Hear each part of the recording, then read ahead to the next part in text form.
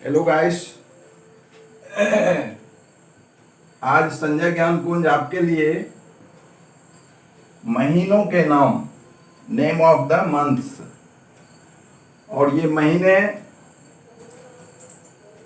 अंग्रेजी महीने हैं, इस्लामिक महीने हैं और हिंदी महीने, यानी तीनों महीने एक साथ एक ही वीडियो में आपके लिए लेकर के उपस्थित हुआ है। अक्सर आजकल के बच्चे ये अंग्रेजी महीने रटे हुए रहते हैं, लेकिन हिंदी महीने में वो साइफर रहते हैं, उन्हें कुछ समझ ही नहीं आता है। अगर उन्हें पूछा जाएगा हिंदी महीना, पहला हिंदी महीना कौन सा है, तो वो जनवरी ही बोलेंगे, जबकि पहला हिंदी महीना है आपका चैत। चैत से हिंदी महीना शुरू होता है। इस्लामिक महीना यानी उर्दू का महीना, उर्दू का महीना मुहर्रम से शुरू होता है। उर्दू का पहला महीना है मुहर्रम। तो चलिए बारी बारी से हम तीनों महीना को देखते हैं। तो जैसा कि आप लोग अंग्रेजी महीना तो भली भांति परिचित होंगे। अंग्रेजी का पहला महीना है जनवरी और अंतिम महीना है दिसंबर। इतना के बीच में टोटल कितने महीने आते हैं? 12 महीने। यानी अगर आपको क्वेश्चन रहे एक साल में कितने महीने होते हैं तो क्या बोलेंगे? 12 महीने। एक वर्ष में कितने महीने होते हैं? 12 महीने। 12 महीने का कितना साल होता है? तो एक साल। इस ढंग से। या चौथा महीना कौन सा है? तो आप अप्रैल बोलिएगा। सातवां महीना कौन सा है? तो जुलाई। तीसरा महीना कौन सा है? तो मार्च। इस ढंग से आप लोग को जैसा क्वेश्चन पूछा जाएगा तो अपनी जानकारी के अनुसार दीजिएगा। उसी तरह हिंदी महीना में अगर पहला महीना पूछा जाएगा तो क्या बोलना है? चैत। और अंतिम महीना पूछा जाएगा तो क्या बोलना है? फाल्गुन। यानी जिस महीना में हम लोग होली खेलते हैं वो है अंतिम महीना। और जिस महीना में चैत, यानी चैत माह में भगवान राम, मर्यादा पुरुषोत्तम भगवान राम है, उनका जन्म होता है। यानी चैत सुदी 1 से नया साल शुरू होता है। कौन सा नया साल? हिंदी नया साल, हिंदी नववर्ष। हिंदी नववर्ष का पहला महीना चैत से शुरू होगा और अंग्रेजी नववर्ष का पहला महीना जनवरी से शुरू होगा। और ये रहे उसके दिन, यानी पूरे साल में कितना दिन होते हैं? 365 दिन। और जिस साल में लीप वर्ष जो होता है, लीप वर्ष में फरवरी 1 बढ़ जाता है, इसलिए लीप वर्ष का टोटल दिन कितना होगा? 366 दिन। इसको याद रखने के लिए हम लोग एक दोहा भी याद रखते हैं। इससे भी हमें पता चल जाता है कौन महीना किस दिन में आएगा। या उससे भी आसान तरीका है, हम लोग ऐसे मुट्ठी बांध लेते हैं और जो ये उठा हुआ भाग है इसे 31 मानते हैं और जो ये गड्ढा वाला भाग है ये 30 मानते हैं।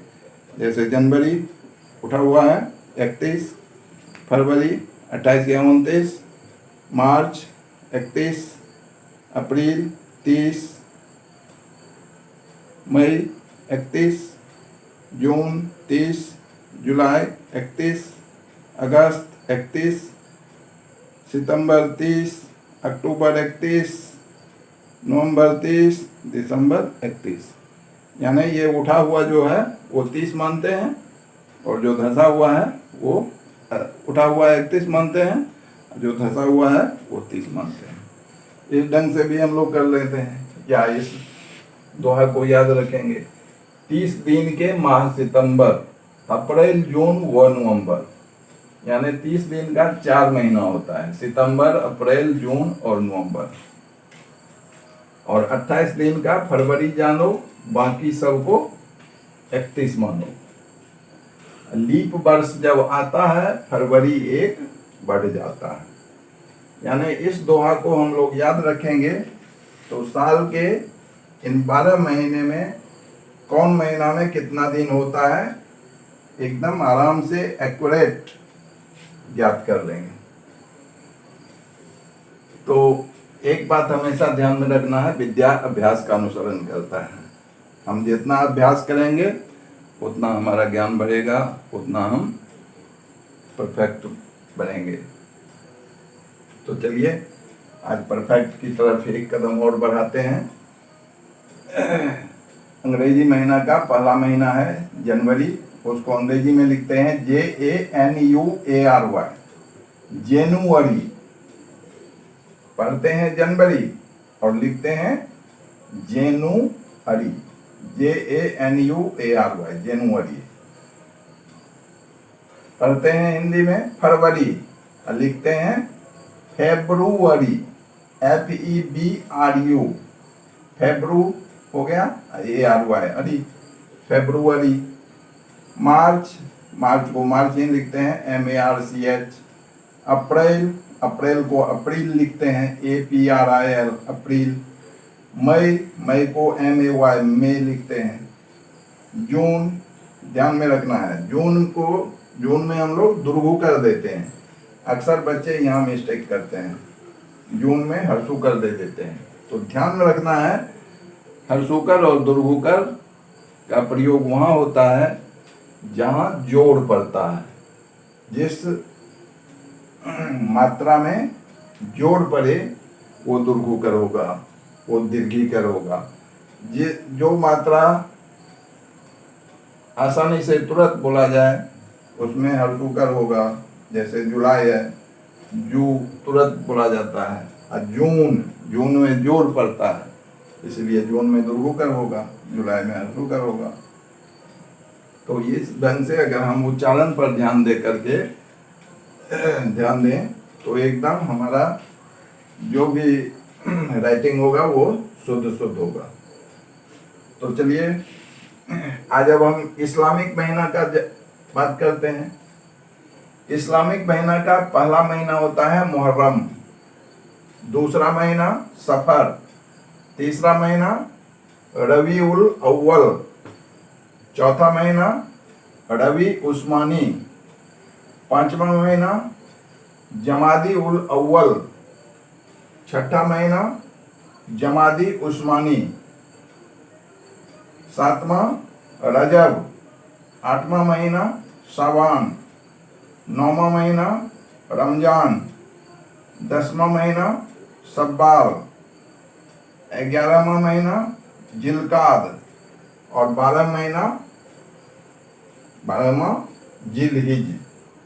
तो ये हो गए अकॉर्डिंग टू इस्लामिक मंथ्स, यानी उर्दू के महीने। अब हम ध्यान देते हैं हिंदी महीना। तो हिंदी महीना का पहले ही हम जिक्र कर चुके हैं। जो पहला महीना होता है चैत, दूसरा बैसाख, तीसरा ज्येष्ठ, ज्येष्ठ को जेठ भी बोला जाता है, चौथा आषाढ़, पांचवा श्रावण जिसे सावन भी बोलते हैं, छठा भाद्रपद यानी भादो, सातवां आश्विन जिसे क्वार भी बोला जाता है, क्वार, आठवां कार्तिक, नौवां मार्गशीर्ष यानी अगहन, 10वां पौष, पौष को पूस भी बोला जाता है, पूस की रात यानी ये जाड़े वाली रात है, 11वां माघ और 12वां फाल्गुन। तो ये हो गए हिंदी महीनों के नाम। तो आशा करता हूँ आप लोग सीखने की जिज्ञासा अपना बना के रखें और ये सब महीने भी स्मरण में रखें, क्योंकि हमें अपनी संस्कृति से जुड़ के रहना है। और जब हम अपनी संस्कृति से जुड़े रहेंगे तो इसका मतलब है हम अपने जड़ से जुड़े हुए हैं।